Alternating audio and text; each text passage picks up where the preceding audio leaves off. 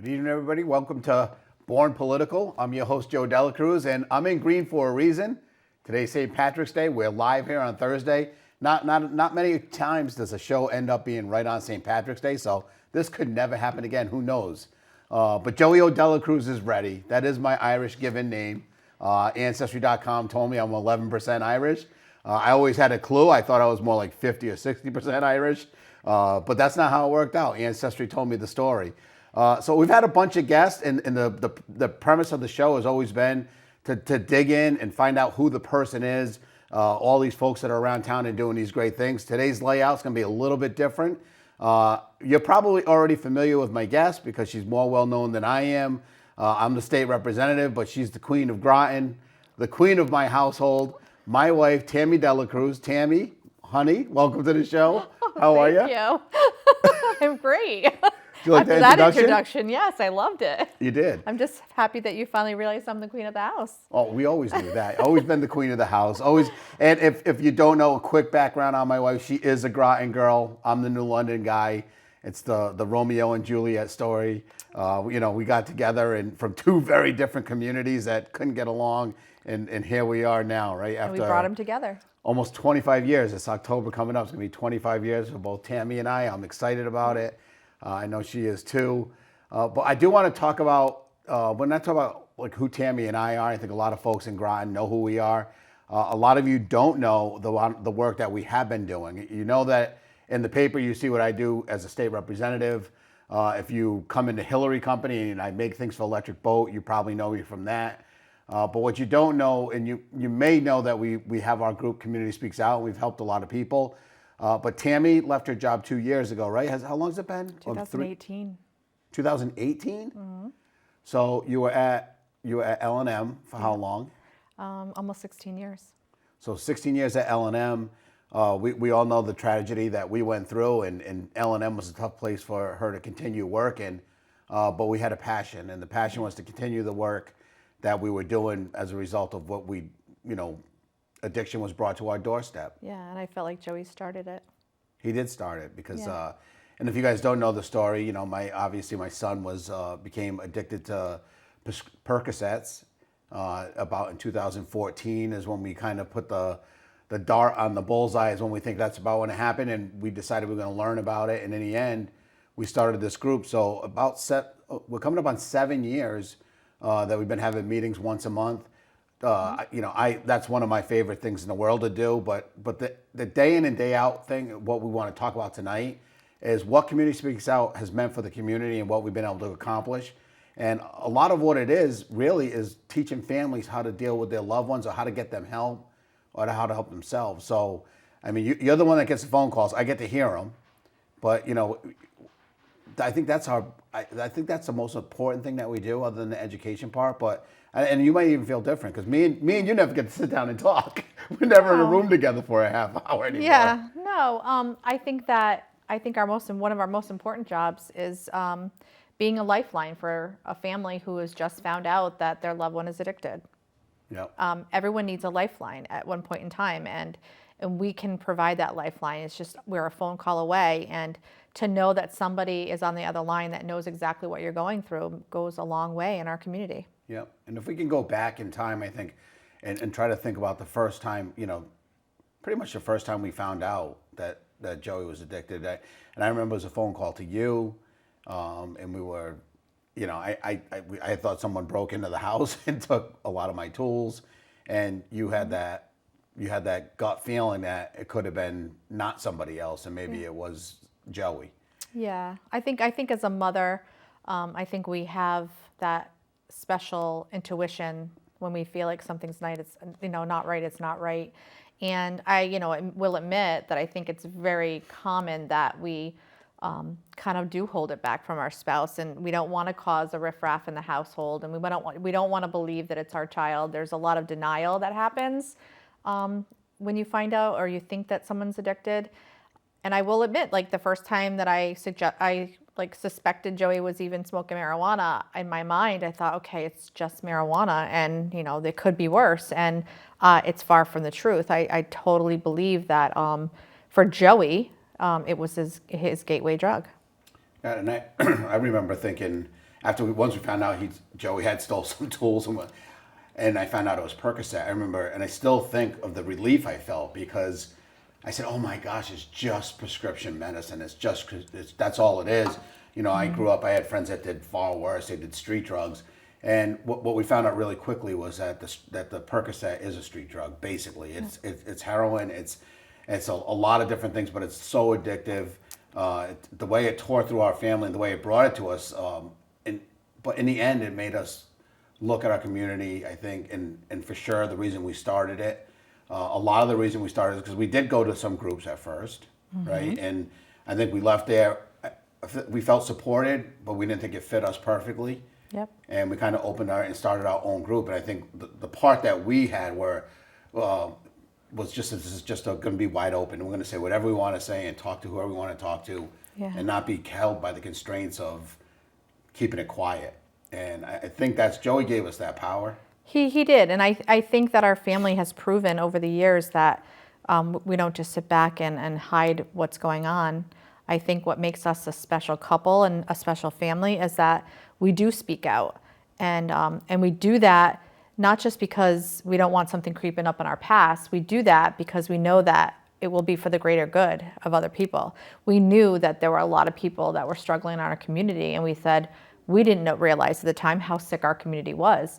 And if we didn't take the leap of faith and try to convince Joey to possibly share his story, which saved somebody off the bat. I mean, not even a year later from that assembly, we were able to get our first individual into a sober living situation and get some long-term recovery out of it.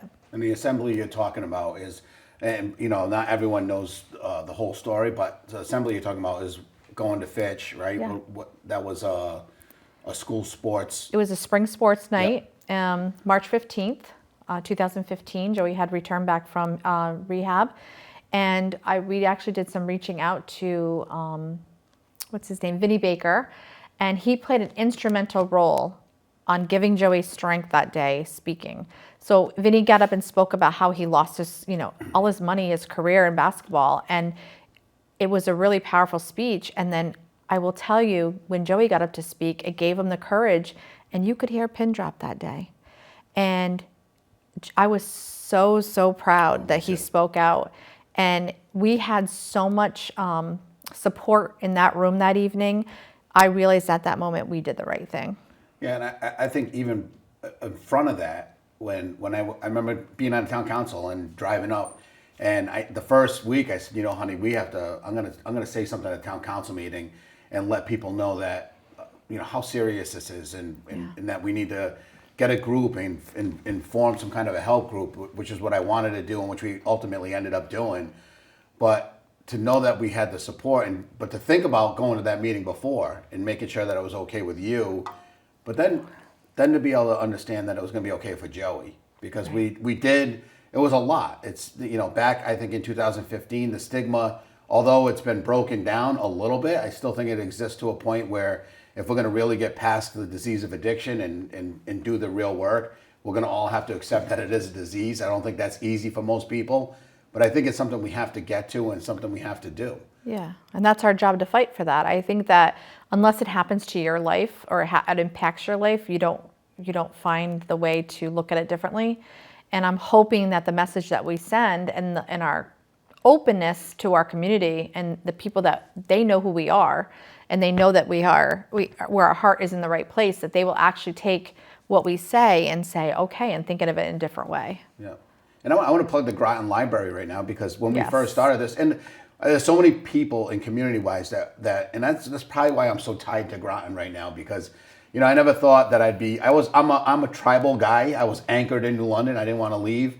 And now I'm so rooted in Groton, and the support that we got from police, from the school administration, from everybody was just phenomenal.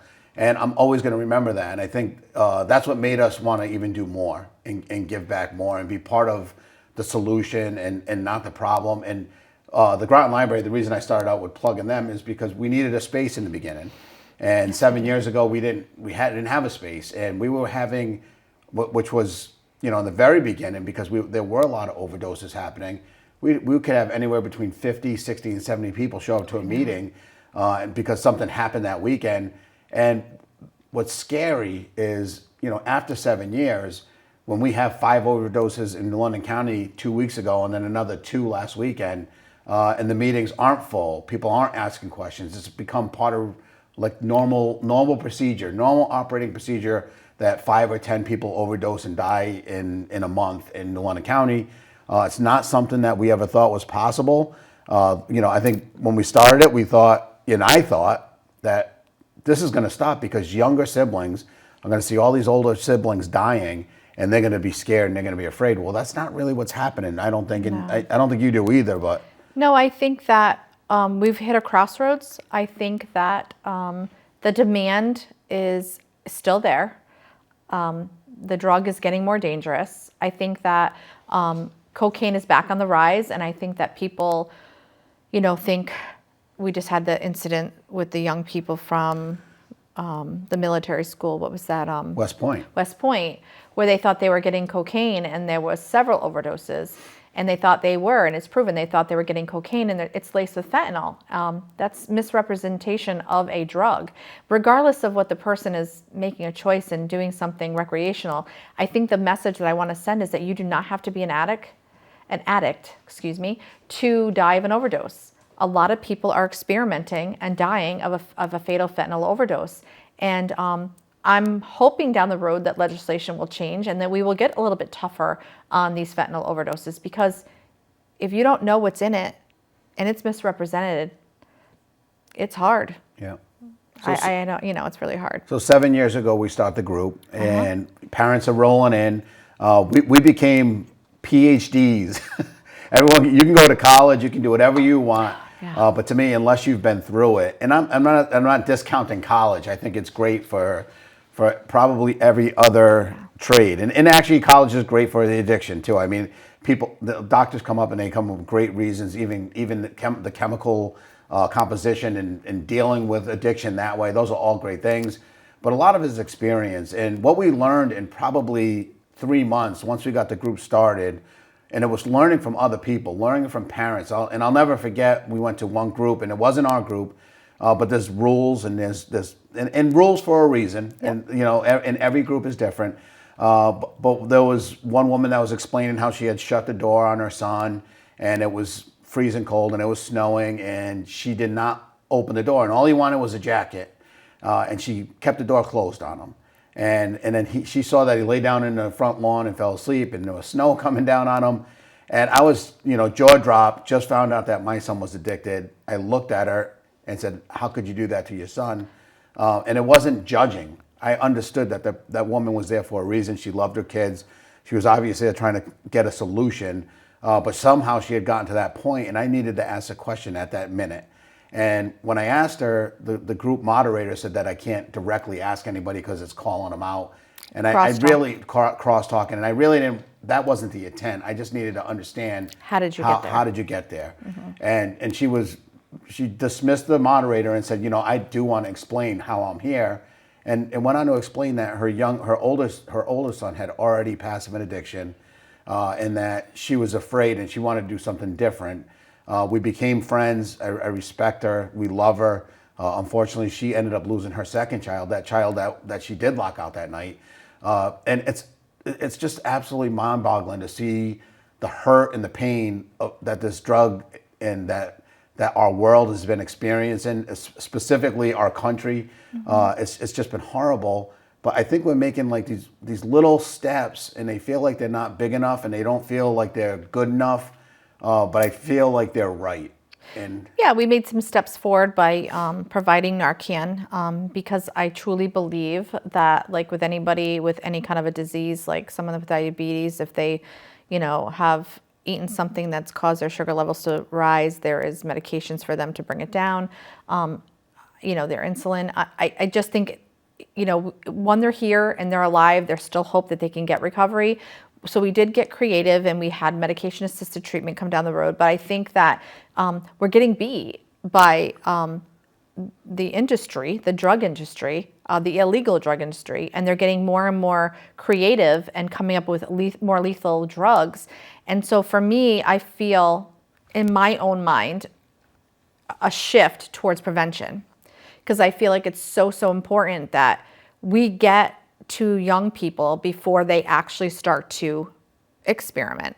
And I think that, it's great we have fifth grade sees DARE, but it shouldn't end there. They go off to middle school, and that's where it's happening. So I'm very proud to announce that Community Speaks Out has gotten into their first middle school, and will be going to middle school. That was unbelievable. Great news, right? I think a lot of Unbelievable news. I feel like that's, like, it was just like that moment where you just kind of like, finally, yes, we are going to be. What spurred that, though, was an unfortunate incident what happened in the middle of the state. We won't mention the school, but yeah. Where we had 3 13-year-olds or 4 13-year-olds overdose and recover. One passed away, I believe. Yeah. But those are scary moments, and I think a lot of teachers can understand it. But I understand where towns and administrations, this is the stigma of drugs is so bad that even today, an administration may not want to bring this kind of a program in as an understanding program because it's almost admitting that you have a problem. And that's not how I see it. I don't think that we should wait for a problem to come to our shores and knock at our door, or have it be a police officer in the middle of the night coming to your door telling you that your son or daughter didn't make it because that we didn't want to admit there was a problem to start. And I think that's where we seem to be landed now. I think that we're making headway, unfortunately, because of the devastation that we're going through and what we're seeing. But it is headway. I mean, it's frustrating to be on the side of it and try to fight something. It's almost like shoveling that hole on the edge of the shoreline. If that's your job, no matter how much you get paid doing or how much you love it, if you come to work every morning and the hole's filled in and you just start digging again, it's tough. Yeah. And we're starting to feel I think we're starting to feel the fatigue that our first responders did in the beginning. Remember when we first got involved, the first responders were like just tired. They were just tired of helping and doing the same work over and over and not seeing results. They helped me, though. I think seeing that was so, I don't know if the word devastating, but it made me petrified that they were feeling that way. I understood that. Yep. I wasn't judging them, but I have made it my mission not to get to that point. And so just to get creative in a different way. One thing I wanted to make sure we set home is that, going to the high schools is great. And we have some great things coming down the pike. We had come up with an idea for a play. And the reason we trying to get creative is because we may go to the schools and talk with the students. And then in the evening time, when parents come to the room, we can count on one hand or two hands how many parents show up to the forum. And how do we get a parent in the room? So we've decided to come up with a play. It's called I Am More.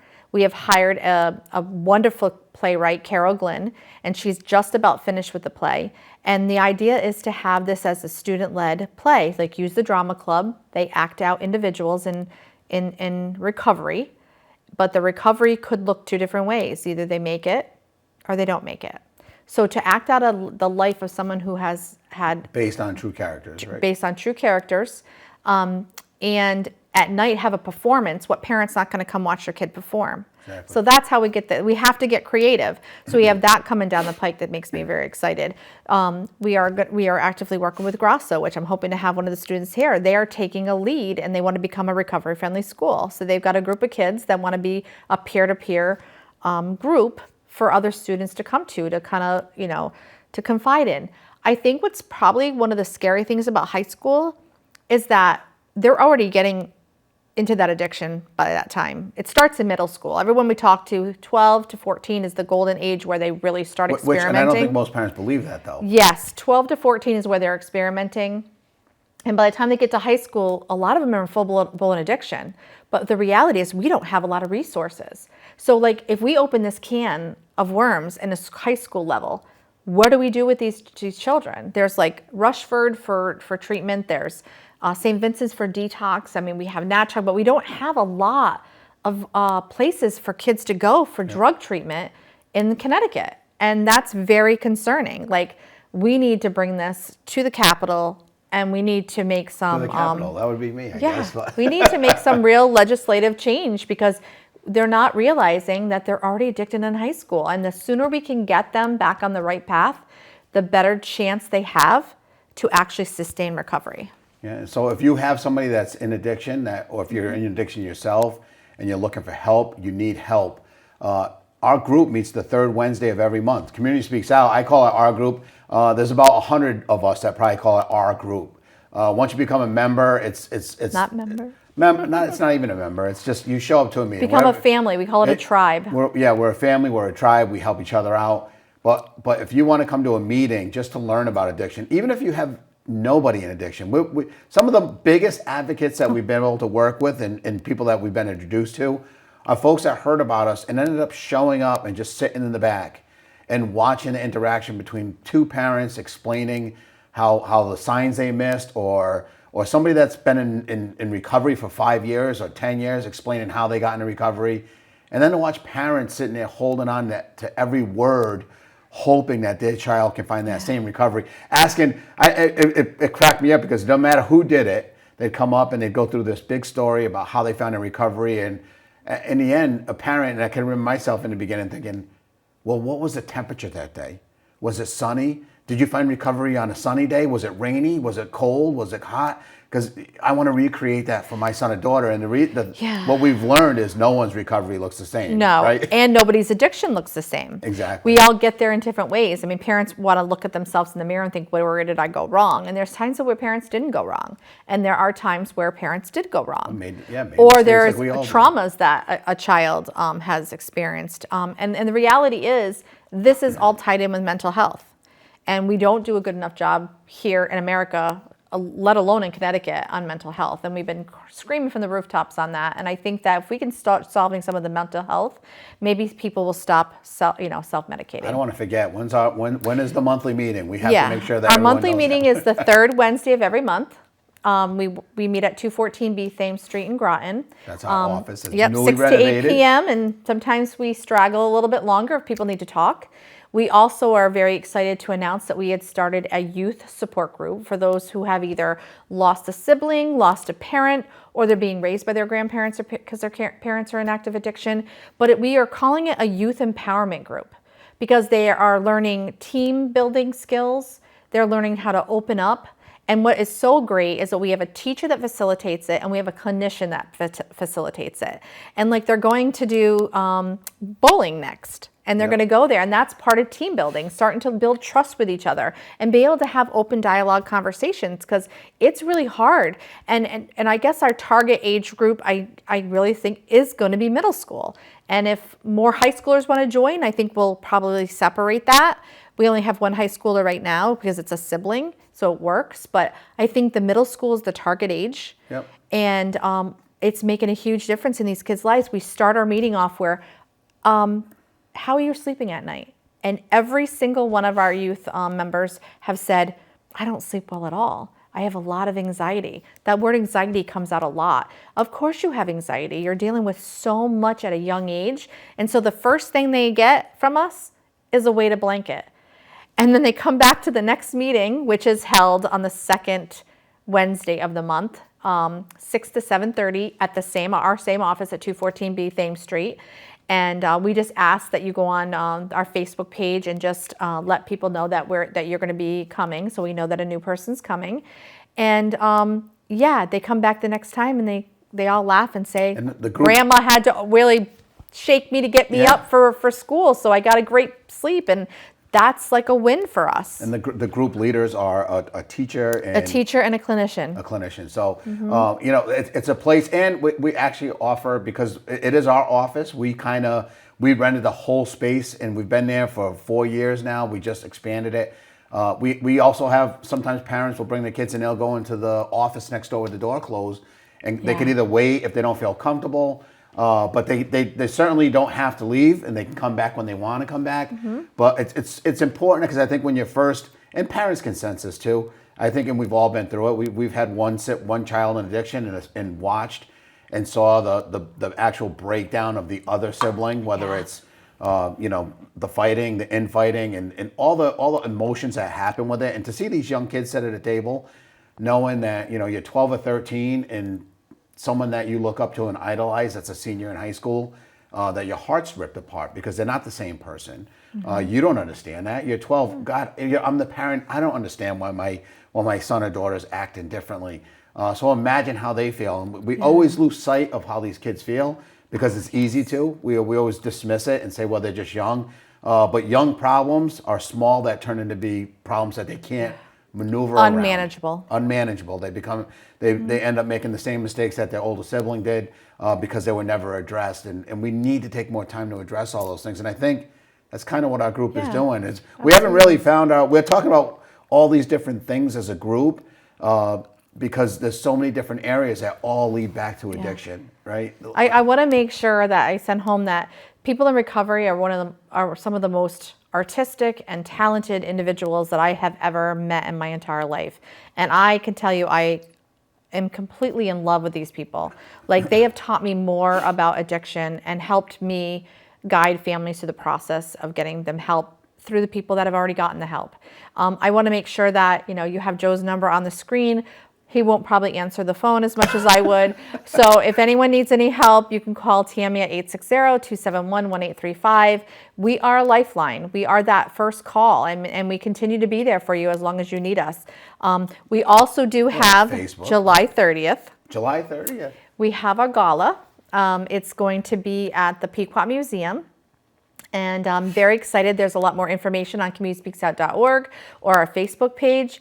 We're going to have about 400 people max. That's kind of where we're at. And it's an indoor-outdoor type of venue. So it kind of, with COVID, it will create a little bit more safer atmosphere for everybody. But it's going to be an amazing time. And it will give you a chance to be part of being a lifesaver. And I've been excited. Extremely excited because we haven't had a gala. This is coming on our third year. I just want to get dressed up. 3 years ago, we hosted 600 people. And when you see, it's not even a fundraising event as it is more of awareness to me. Yeah. Because this has been a disease that's been hidden in the background for a long time. But when you see 600 people come out and people get to hear stories of folks on stage that have actually came through the other side, because I think when I first got involved in this, I just assumed somebody that was addicted to like heroin was just going to automatically die. It was going to be of heroin. It was going to be soon, and that's not what we're finding. I mean, if you have the right community behind you, it makes it easier. If you have the right, we talked about youth groups, but the folks that are going through addiction and living in addiction, we're also creating paths for them, fishing trips. Bowling for them. We rented the volleyball. We're having to get creative because we don't have a lot of recovery in Groton. But I want to remember we can empower those young people, and that's what we need to continue to do. Empower young people because they are willing to do the work. And our show already, I knew Hey, I'm just happy he's not snoring and I'm actually having a conversation because at home, this wouldn't happen like this. We had a half-hour conversation I might do this every without week. our phones interrupting us. I know, it's nice. But in all seriousness, the work that Community Speaks Out has done could only be made possible with you. You're the magnet. You and Linda. I mean, we have a very strong working board. But it's the passion. It's being able to answer that phone any time of night. If you have someone that's in addiction, give us a call. Okay. That is it for our show. Born Political will be on next Thursday. We hope to see you then. We love you guys. We'll see you in a week. Thanks for being on, honey. Thank you, honey.